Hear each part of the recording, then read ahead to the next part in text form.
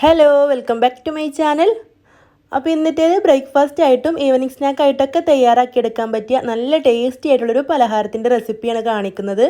വളരെ എളുപ്പത്തിൽ വീട്ടിൽ എപ്പോഴുള്ള ചേരുവകൾ വെച്ചിട്ട് നമുക്ക് തയ്യാറാക്കിയെടുക്കാൻ പറ്റും. അപ്പോൾ നമുക്ക് ഇതെങ്ങനെയാണ് തയ്യാറാക്കുന്നതെന്ന് കണ്ടു നോക്കാം. അപ്പോൾ അതിന് മുമ്പായിട്ട് ചാനൽ ആദ്യമായിട്ട് കാണുന്ന കൂട്ടുകാരുണ്ടെങ്കിൽ ഒന്ന് സബ്സ്ക്രൈബ് ചെയ്തിട്ട് സപ്പോർട്ട് ചെയ്യണം കേട്ടോ. വീഡിയോ കണ്ടുകൊണ്ടിരിക്കുമ്പോൾ നിങ്ങൾക്ക് ഇഷ്ടമാവുകയാണെങ്കിൽ ലൈക്ക് ചെയ്യാനും ഷെയർ ചെയ്യാനും നിങ്ങളുടെ അഭിപ്രായം കമൻ്റായിട്ട് അറിയിക്കാനൊന്നും മറക്കരുത്. അപ്പോൾ നമുക്ക് റെസിപ്പി കണ്ടു നോക്കാം. ഇതിന് വേണ്ടിയിട്ട് ഞാനിവിടെ ഒരു ബൗൾ എടുത്ത് വെച്ചിട്ടുണ്ട്. അതിലേക്ക് 1 കപ്പ് അളവിൽ ഗോതമ്പ് പൊടിയാണ് കേട്ടോ ചേർത്ത് കൊടുക്കുന്നത്.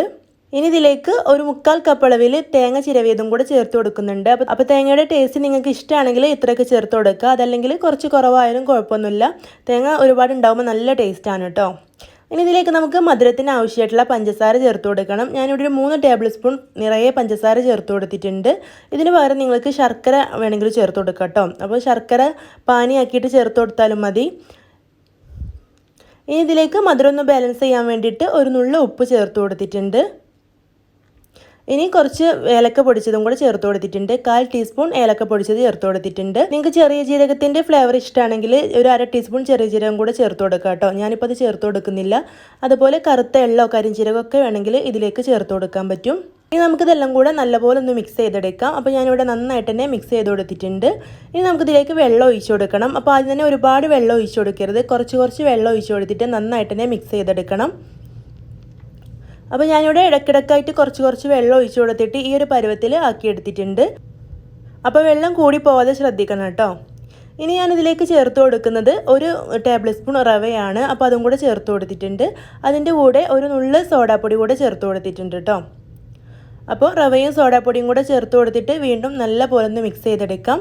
അപ്പോൾ സോഡാപ്പൊടി ഒന്നും കൂടി പോകരുത്, ഇത്രയും തന്നെ ചേർത്ത് കൊടുത്താൽ മതിയാവും. ഇനി ഞാൻ ഇതിലേക്ക് ഒരു മുട്ട പൊട്ടിച്ച് ഒഴിച്ചു കൊടുക്കുന്നുണ്ട്. ഇത് ഓപ്ഷനിലാണ്, നിങ്ങൾക്ക് താല്പര്യം ഉണ്ടെങ്കിൽ മാത്രം ചേർത്ത് കൊടുത്താൽ മതി. മുട്ട കഴിക്കാത്തവർക്കൊക്കെ ഇത് സ്കിപ്പ് ചെയ്യാം കേട്ടോ. മുട്ട ഇങ്ങനെ ചേർത്ത് കൊടുക്കുമ്പോൾ നല്ല ടേസ്റ്റിയാണ്. അപ്പോൾ മുട്ട കൂടെ ചേർത്ത് കൊടുത്ത ശേഷം വീണ്ടും നല്ല പോലെ ഒന്ന് മിക്സ് ചെയ്തെടുത്തിട്ടുണ്ട്. അപ്പോൾ നമ്മുടെ മാവിടെ റെഡിയായി. നമുക്ക് പെട്ടെന്ന് തന്നെ ഇതെങ്ങനെയാണ് ചുട്ടെടുക്കുന്നതെന്ന് കണ്ടു നോക്കാം. ഇത് ചുട്ടെടുക്കാനായിട്ട് നമുക്ക് ഒരുപാട് ഓയിലിൻ്റെ ഒന്നും ആവശ്യമില്ല, കുറച്ച് ഓയിൽ മതിയാവും. അപ്പോൾ അതിന് വേണ്ടിയിട്ട് ഞാനിവിടെ പാന് ഗ്യാസ് സ്റ്റോപ്പിൽ വെച്ച് കൊടുത്തിട്ട് ഇതിലേക്ക് ഓയിൽ ഒഴിച്ചു കൊടുക്കുന്നുണ്ട്. ഇതുപോലെ ഇതിൻ്റെ അടിയിലായിട്ട് കുറച്ച് ഓയിൽ ഒഴിച്ചെടുത്താൽ മതി. എന്നിട്ട് നന്നായിട്ട് ചൂടായ ശേഷം ഇതിലേക്ക് ഒരു തവി മാവ് ഒഴിച്ചു കൊടുക്കാം. എന്നിട്ട് അതിൻ്റെ മുകളിലേക്കായിട്ട് ഇതുപോലെ ഇങ്ങനെ ഓയിൽ ഇങ്ങനെ ഒന്ന് തെളിച്ചു കൊടുക്കാം. ഒരു ഭാഗം കുക്കായി കഴിയുമ്പോൾ തിരിച്ചിട്ട് കൊടുക്കാം. തിരിച്ചും മറിച്ചൊക്കെ ഇട്ട് കൊടുത്തിട്ട് ഇതുപോലെ ഫ്രൈ ചെയ്തെടുക്കാം കേട്ടോ. അപ്പോൾ ഇവിടെ ഞാൻ ഒന്ന് ഫ്രൈ ചെയ്തെടുത്തിട്ടുണ്ട്. ബാക്കിയുള്ളതും ഇതുപോലെ തന്നെ ഫ്രൈ ചെയ്തെടുക്കാം.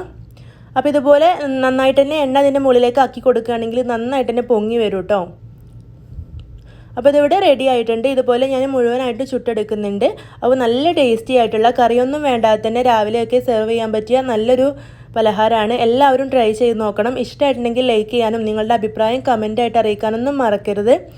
ചാനൽ സബ്സ്ക്രൈബ് ചെയ്യാത്ത കൂട്ടുകാരുണ്ടെങ്കിൽ ഒന്ന് സബ്സ്ക്രൈബും കൂടെ ചെയ്തിട്ട് സപ്പോർട്ട് ചെയ്യണം കേട്ടോ. ഇനിയും ഇതുപോലുള്ള നല്ല നല്ല വീഡിയോസുമായിട്ട് വീണ്ടും കാണാം. താങ്ക്